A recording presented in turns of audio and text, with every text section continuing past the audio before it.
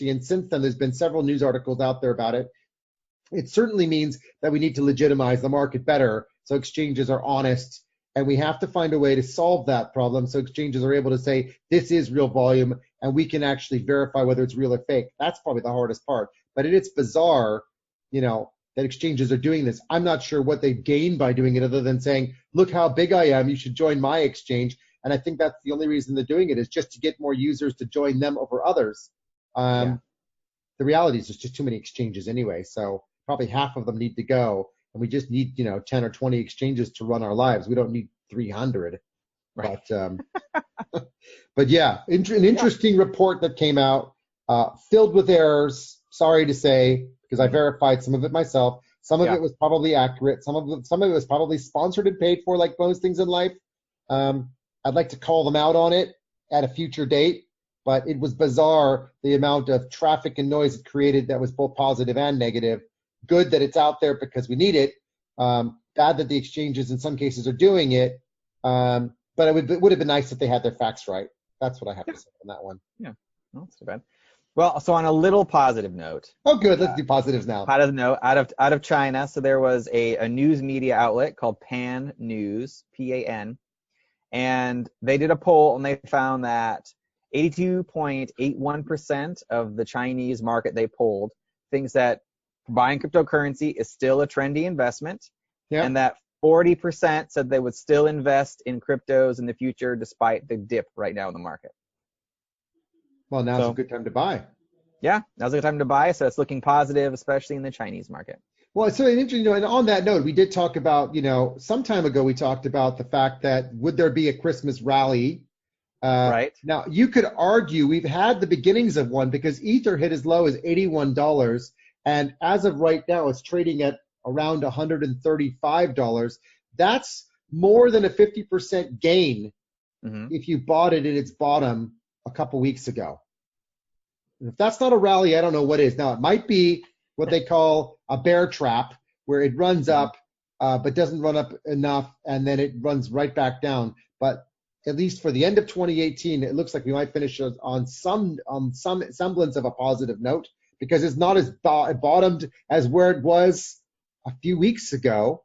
Right. Not the Christmas rally we were looking for, but it's certainly the beginnings of a potential turnaround. And the reindeer rally, is what we said it would be. Horns locked between bears and bulls, right? Like this. Of course. Yes, because bears and bulls, all the horns. Make reindeers, right? Yeah. Yes, exactly. Reindeers, exactly. Yeah. It makes sense. Bears plus bull make reindeer. Yeah. That's science, obviously. It's science. It's absolute science, people. If you don't know this already, just check it out. Bear plus bull equals reindeer. God, we really need to have a life, mate. Oh, definitely. Anything else that you can think of that is worth mentioning for the throwbacks of 2018, other than this year of the bear market, which has been tough and has really damaged a lot of ICOs and good projects out there, but it is. No, I can't think of anything on top of it other than the fact that 2019 will be a rebuilding year in general, and I'm excited to see better projects coming out because they have to. Like we've gone through that murkiness now, and we've spotted a lot of negative stuff. So let's see. Well, one thing to be said is, the investment banking institutional world, they always jump in when things are at the bottom. That's what they're good at. Right. Fidelity has jumped into the market. Goldman Sachs has jumped into the market. They've been building stuff quietly in the background, or not too quietly, but, acquiring Circle, acquiring Poloniex, building out capability.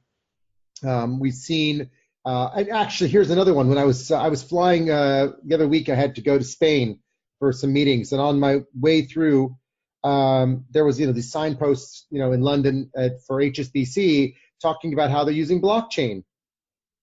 And I was like, wow, this is in the airport, and they're talking about this. So HSBC has jumped into this. We saw earlier in the year Bank of Japan and Bank of Thailand using Ripple for some transaction tests.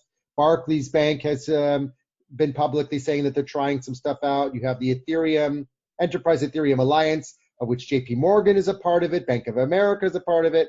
A number of companies are out there doing something. So I don't think we can underestimate the fact that there's quiet moves happening in the bigger space. Forget crypto and ICOs. 2019 we're seeing a lot of shifts in regulation and STO, regulatory, more banking people moving in, more institutions moving in. I think we're going to see a lot of things happen that we just can't quite imagine yet, because they're not going to say what they're doing until they have something to show. Why would they? Right. So yeah, exactly. We could just anticipate there's a lot of stuff happening in 2019. Could be a very, very positive year after a very, very dismal 2018, which didn't stop us, guys. We're all still here doing this show every week. We're still here side by side with you despite this. But that's my takeaway.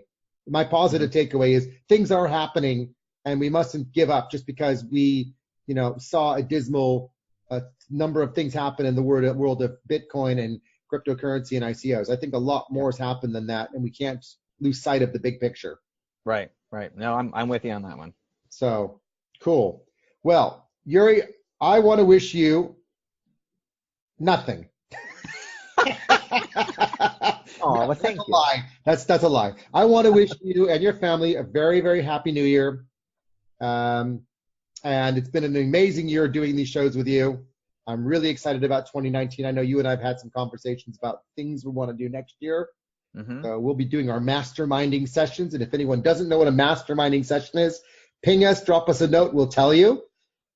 Maybe some of you guys will join us on the show to mastermind with us for some cool topics that we want to break down. Why not? Yeah, why not? We should. But I want to wish you a happy New Year, and to all of our listeners, happy New Year, safe holidays. Be careful with your firecrackers. Don't do anything stupid. Be careful. Don't get injured. Right. Have a safe and very, very, very good New Year's. We look forward to seeing you back in 2019. Mm-hmm. Anything else you want to say, Yuri? Yeah. Well, I wasn't sure if you were going to end it there, but I also want to wish you and your family a happy New Year. And thank you again. Thank you again for inviting me on this journey, especially this last year. And we have some exciting things planned for 2019, so I'm excited to keep going with this. Awesome. Great. Yeah. Well, let's finish on a positive note. To the moon until next year. Bye. Thank you for joining us today on The Coin Chat. Join us on Telegram on t.me/The Coin Chat, where we discuss a range of topics on cryptocurrency. And visit us on patreon.com/The Coin Chat for show notes, outtakes, and previews of additional content.